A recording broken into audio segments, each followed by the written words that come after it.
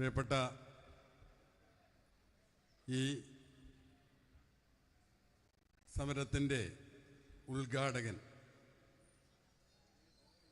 കേരളത്തിലെ ജനാധിപത്യ വിശ്വാസികളുടെ ആവേശം, ഏറെ ബഹുമാനായ കെ സുധാകരൻ എം പി അവർകൾ, ഇവിടെ സന്നിഹിതരായിട്ടുള്ള V Surendran master, Shri V R Bhaskaran, Shri Jayakrishnan, പ്രിയപ്പെട്ട മരുവേദിയിൽ ജയേന്ദ്രൻ, അതുപോലെ തന്നെ പ്രിയപ്പെട്ട ശ്രീ ടി വി രവീന്ദ്രൻ അവർകൾ, ശ്രീ ധനലക്ഷ്മി, അതുപോലെ തന്നെ ഫർസിൽ മജീദ് ഉൾപ്പെടെ ഇവിടെ സന്നിഹിതരായിട്ടുള്ള മണ്ഡലം കോൺഗ്രസ് കമ്മിറ്റിയുടെ പ്രസിഡന്റുമാർ, അതുപോലെ തന്നെ മറ്റ് ജനാധിപത്യ വിശ്വാസികളെ, പ്രിയമുള്ള സഹപ്രവർത്തകരെ, സുഹൃത്തുക്കളെ,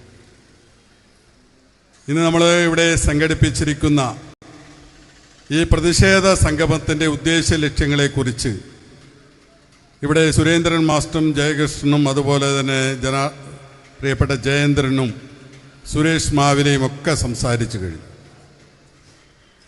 നമുക്കറിയാം, ഈ രണ്ട് ഗവൺമെൻറ്റുകളും ഈ രാജ്യത്തെ ജനങ്ങളെയും ഈ സംസ്ഥാനത്തെ ജനങ്ങളെയും വഞ്ചിച്ചുകൊണ്ട് മുന്നോട്ട് പോവുകയാണ്. ഈ രണ്ട് ഗവൺമെൻറ്റുകൾക്കെതിരെയുള്ള ശക്തമായ പ്രക്ഷോഭ പരിപാടികൾ ഈ രാജ്യത്തും ഈ സംസ്ഥാനത്തും നടന്നു വരികയാണ്. പ്രത്യേകിച്ച് നമുക്കറിയാം, നമ്മുടെ സംസ്ഥാനത്തെ സംബന്ധിച്ചിടത്തോളം പിണറായി സർക്കാരിൻ്റെ ഭരണം ഈ നമ്മുടെ കൊച്ചു കേരളത്തിലാണോ നടക്കുന്നത് എന്ന് നമ്മൾ ചിന്തിച്ചു പോവുകയാണ്. നമുക്കറിയാം, എല്ലാം കൊണ്ടും സമ്പുഷ്ടമായ ഒരു സംസ്ഥാനമാണ് കേരളം. വിദ്യാഭ്യാസപരമായി, ആരോഗ്യപരമായി, മറ്റെല്ലാ മേഖലകളിലും മുന്നിൽ നിൽക്കുന്ന ഒരു സംസ്ഥാനമാണ് നമ്മുടെ ഈ കേരള സംസ്ഥാനം. ആ സംസ്ഥാനത്ത് ഓരോരോ ദിവസങ്ങളിലും കാണുന്നതും കേൾക്കുന്നതുമായ വാർത്തകൾ ഈ സംസ്ഥാനത്തെ ജനങ്ങളെ ആശങ്കപ്പെടുത്തുകയാണ് എന്ന കാര്യത്തിൽ സംശയമില്ല.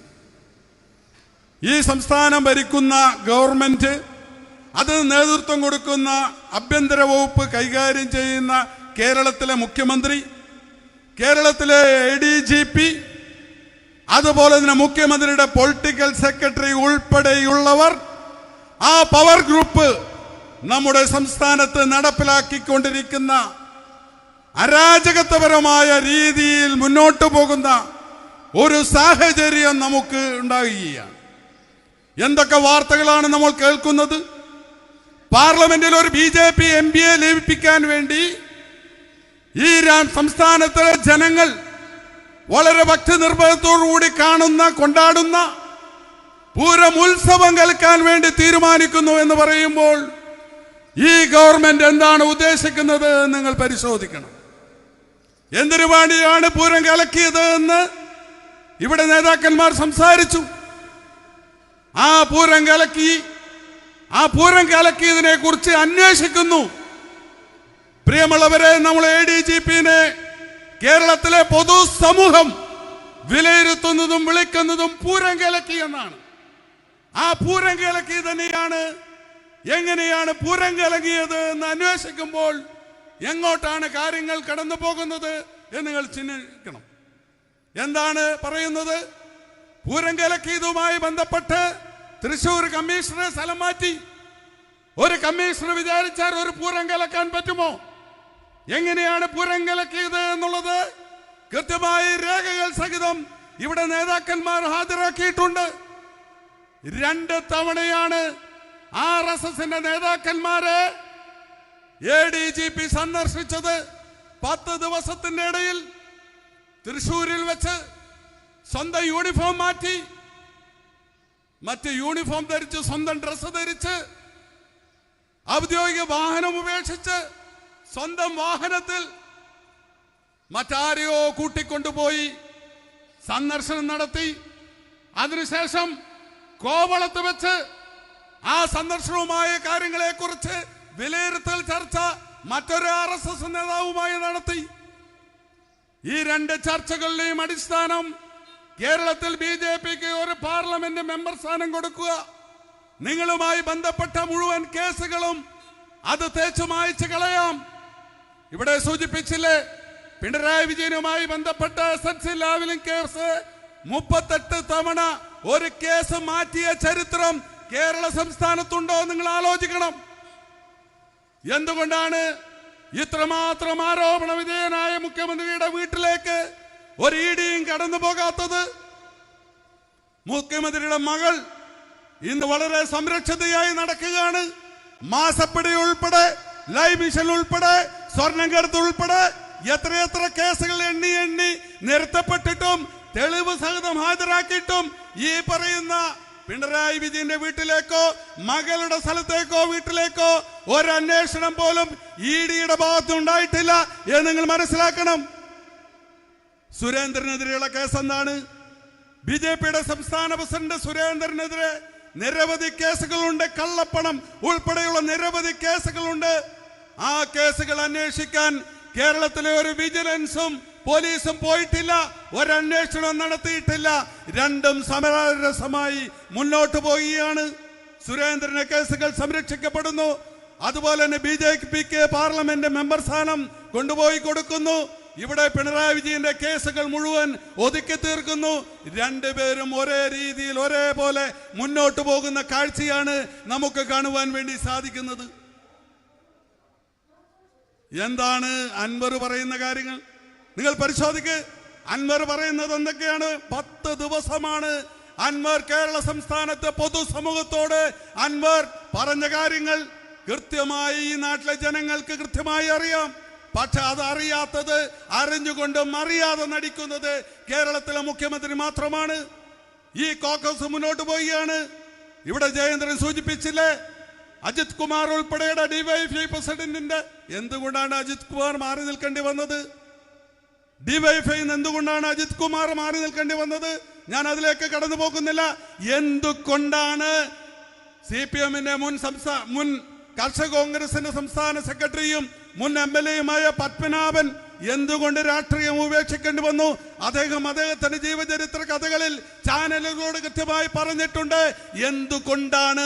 നിങ്ങൾ പ്രിയമുള്ളവരെ, നിങ്ങൾ അന്വേഷിക്കൂ. എന്തുകൊണ്ടാണ് പത്മനാഭന് മാറി നിൽക്കേണ്ടി വന്നത്? നിങ്ങൾ അന്വേഷിക്കൂ. അതിൻ്റെയൊക്കെ പിന്നിൽ ആരാണുള്ളത്? ആരാണ് അതിൻ്റെയൊക്കെ കാരണക്കാരൻ? അദ്ദേഹത്തിനെ വീണ്ടും പൊളിറ്റിക്കൽ സെക്രട്ടറിയായി അദ്ദേഹത്തെ വീണ്ടും വെച്ചിരിക്കുന്നു. നയനാർ മുഖ്യമന്ത്രിയായിരിക്കുമ്പോൾ കേരളത്തിന്റെ പൊളിറ്റിക്കൽ സെക്രട്ടറിയാണ് പി ശശി. ആ കാലഘട്ടത്തിൽ പോലീസ് എങ്ങനെയായിരുന്നു, ഏത് രീതിയിലായിരുന്നു എന്ന് നിങ്ങൾ മനസ്സിലാക്കണം. എന്തെല്ലാം അഴിമതികൾ പി ശശിയുടെ നേതൃത്വത്തിൽ നടന്നു.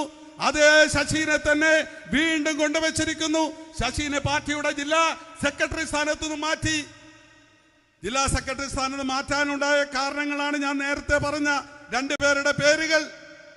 അതിനുശേഷം അദ്ദേഹത്തെ CPM-ന്റെ ലോയേഴ്സ് പാർട്ടിയുടെ ഭാരവാഹിയാക്കി മാറ്റി.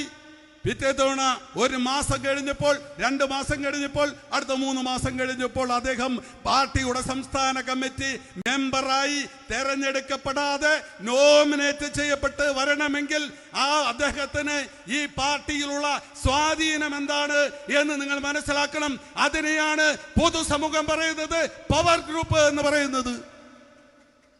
ഹേമ കമ്മിറ്റിയിൽ മാത്രമല്ല പവർ ഗ്രൂപ്പ്, CPM-ലുള്ള പവർ ഗ്രൂപ്പാണ്. മുഖ്യമന്ത്രിയും അതുപോലെ തന്നെ ADGP-യും ശശിയും ഉൾപ്പെടെയുള്ള പവർ ഗ്രൂപ്പാണ് കേരള സംസ്ഥാനത്തെ കട്ടുമുടിച്ചുകൊണ്ടിരിക്കുന്നത്. ആർക്ക് വേണ്ടി? മുഖ്യമന്ത്രിയുടെ മകൾക്ക് വേണ്ടി, മുഖ്യമന്ത്രിയുടെ കുടുംബത്തിന് വേണ്ടി നടത്തുന്ന അഴിമതികൾ നിങ്ങൾ പരിശോധിക്കണം. മുഖ്യമന്ത്രിയുടെ പ്രിൻസിപ്പൽ സെക്രട്ടറി എന്ന് പറഞ്ഞാൽ മുഖ്യമന്ത്രിയുടെ എല്ലാ കാര്യങ്ങളും ചെയ്യുന്ന ഒരു മനുഷ്യനാണ് IAS ഓഫീസർ. എത്ര ദിവസമാണ്? 100 ചില്ലറ ദിവസം അദ്ദേഹത്തിന് ജയിലിൽ കിടക്കേണ്ടി വന്നിട്ടുണ്ടെങ്കിൽ അദ്ദേഹത്തിന്റെ വീട്ടിലേക്ക് കൊണ്ടുപോകാൻ വേണ്ടി കട്ടതല്ല. നിങ്ങൾ മനസ്സിലാക്കൂ. സ്വർണ്ണ കള്ളക്കടത്ത് നടത്തിയത് പിണറായി വിജയന്റെ മകൾക്ക് വേണ്ടിയാണ്. അതറിയാവുന്നവനാണ് പി ശശി. നിങ്ങൾ മനസ്സിലാക്കണം. ഈ ഭരണത്തിന്റെ എല്ലാ കൊള്ളരുതായ്മകളും ചെയ്യുകയും നടപ്പിലാക്കുകയും ചെയ്യുന്ന ഈ പവർ ഗ്രൂപ്പ്, ആ ഗ്രൂപ്പിന് തൊട്ട് കളിക്കാൻ ഒരു അൻവർക്കും സാധിക്കില്ല, ഒരു MV ഗോവിന്ദൻ മാസ്റ്റർക്കും സാധിക്കില്ല, ഒരു CPI-ക്കും സാധിക്കില്ല, ഒരാൾക്കും സാധിക്കില്ല. ഈ കള്ളന്മാർ ഇത് കട്ടുപിടിച്ച് ഈ സംസ്ഥാനത്തെ ഇല്ലായ്മ ചെയ്തിട്ടേ മുന്നോട്ട് പോകും. ഒരു സംശയമാണ്. അതുകൊണ്ട് ഒരുപാട് കാര്യങ്ങൾ പറയാനുണ്ട്. അതുകൊണ്ടാണ് ഇവിടെ ഇത്തരത്തിലുള്ള കേരള സംസ്ഥാനത്ത് ശക്തമായ സമരവുമായി യൂത്ത് കോൺഗ്രസും KSUവും മഹിളാ കോൺഗ്രസും എല്ലാ ജനാധിപത്യ വർഗ സംഘടനകളും ശക്തമായ സമരവുമായി മുന്നോട്ട് പോവുകയാണ്. രാജ്ഭവൻ മാർച്ച് കഴിഞ്ഞു, കോൺഗ്രസിന്റെ UDFന്റെ മാർച്ച് കഴിഞ്ഞു. ഇവിടെ ഇപ്പോൾ കേരളത്തിലെ മുഴുവൻ ബ്ലോക്കുകളിലും സമരങ്ങൾ നടന്നുകൊണ്ടിരിക്കുകയാണ്. എല്ലാ ബ്ലോക്കുകളും നമ്മളിവിടെ ഈ മട്ടന്നൂർ ബ്ലോക്കിൽ KPCC പ്രസിഡന്റ് സംസ്ഥാനതല ഉദ്ഘാടനം നടത്തുമ്പോൾ കേരളത്തിലെ മുഴുവൻ ബ്ലോക്കുകളിലും ഒന്നടങ്ങി നിന്നുകൊണ്ട് കോൺഗ്രസിന്റെ നേതാക്കന്മാരും സഹപ്രവർത്തകർക്കും ഈ ഗവൺമെന്റിനെതിരെ പോരാട്ടത്തിന്റെ തുടക്കം കുറിച്ചുകൊണ്ട് സമരരംഗത്ത് ഇറങ്ങിയിരിക്കുകയാണ്. ഇതിങ്ങനെ മുന്നോട്ട് വിടാൻ പറ്റില്ല. ഒരുപാട് വിഷയങ്ങളുണ്ട്. വയനാട് സംഭവവുമായി ബന്ധപ്പെട്ട് ഇവിടെ കാര്യങ്ങൾ പറഞ്ഞില്ലേ? അത്തരം കാര്യങ്ങളൊക്കെ ഇവിടെ KPCC പ്രസിഡന്റുമായി ബന്ധപ്പെട്ട് സംസാരിക്കാനിരിക്കുന്നു എന്നുകൊണ്ട് ഞാൻ കടന്നു പോകില്ല. പ്രിയമുള്ളവരെ, നമുക്ക് ശക്തമായി മുന്നോട്ട് പോകേണ്ടതായിട്ടുണ്ട്. ഈ ഗവൺമെന്റിന്റെ 2 ഗവൺമെന്റുകളും ഇതിന് കണക്കായിട്ട് തന്നെ അവിടെ ഒരു ഗവൺമെന്റ് ഉണ്ട്. അവരെന്താണ് ചെയ്യുന്നത്? അക്കാര്യങ്ങൾ പറഞ്ഞാൽ ഇന്ന് പറഞ്ഞാൽ തീരാത്തത്ര കാര്യങ്ങൾ പറയാനുണ്ട്.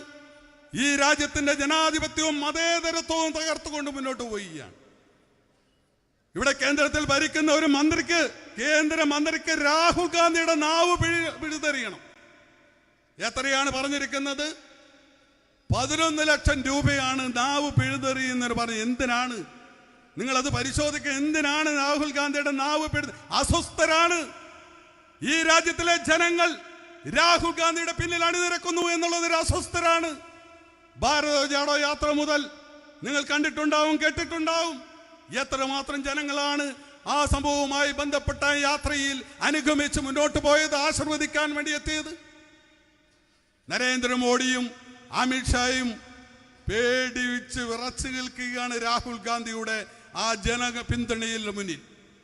കഴിഞ്ഞ തവണ കോടതി പാർലമെന്റ് അംഗത്വം റദ്ദാക്കാൻ ശ്രമിച്ചു, നടന്നില്ല.